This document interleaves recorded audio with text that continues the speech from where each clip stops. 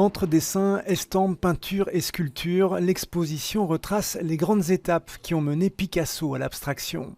Un parcours chronologique jalonné de plus de 140 œuvres exceptionnelles. La particularité de cette exposition, c'est que c'est vraiment un sujet inédit. C'est-à-dire que le sujet de Picasso et l'abstraction, il a déjà été traité un peu dans des colloques ou dans des articles, mais jamais dans une exposition et jamais avec vraiment autant d'œuvres à l'appui pour pouvoir retracer un peu le cheminement créatif de l'artiste. Après avoir investi l'atelier du génie espagnol, la rétrospective plonge dans ses premières expérimentations cubistes, comme cette esquisse de l'une des demoiselles d'Avignon, son célèbre tableau de 1907. À la même époque, il peint l'arbre, une autre œuvre emblématique. Vous voyez que l'arbre est traité en courbe et en contre-courbe, et c'est la manière dont Picasso traite à la fois le sujet de l'arbre, mais aussi par exemple des nus féminins à la même époque, et on commence à voir que ce qui l'intéresse, c'est pas vraiment le lien à la réalité, mais c'est la manière de le représenter.